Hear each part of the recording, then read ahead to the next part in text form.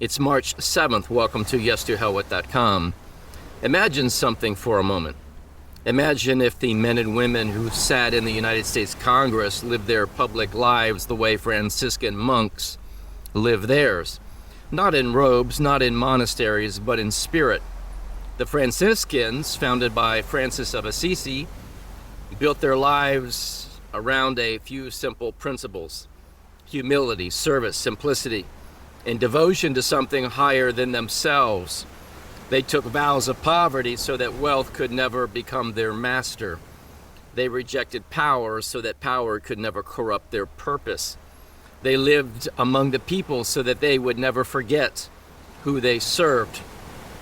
Now imagine if the same spirit guided those who sit in the halls of Congress.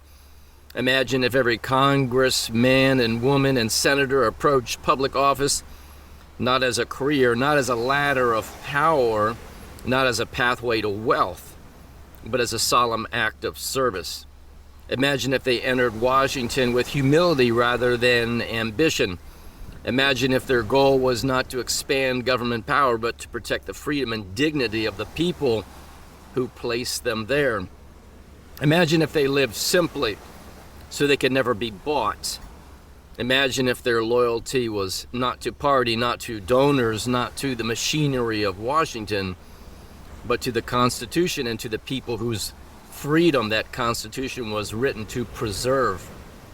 The Franciscan monk asks himself a question every day: how may I serve?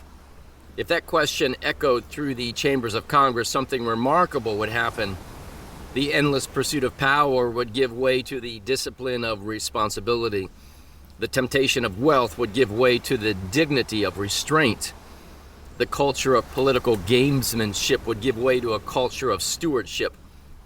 And perhaps most importantly, the American people would once again see something they have not seen in a very long time: representatives who remember that public office is not a privilege to exploit, but a trust to honor. There is an ancient principle taught long before modern politics ever existed: the last shall be first, and the first shall be last. In other words, true leadership begins with humility. The greatest among us are not those who rise above the people, but those who kneel to serve them.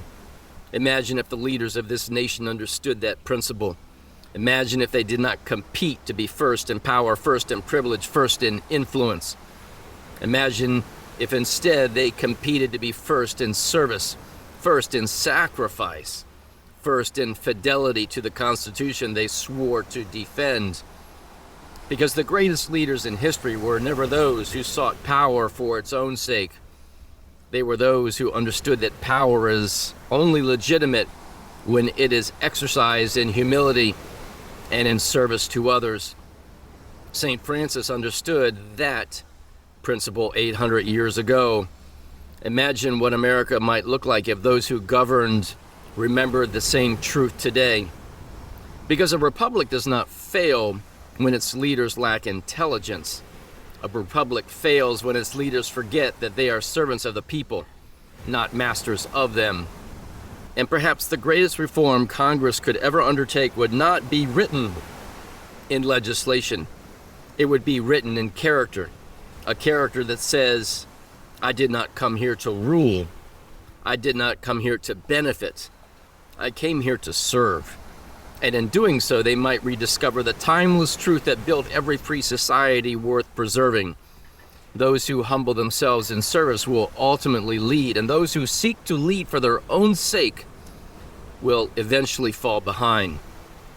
And as always, may truth reign supreme.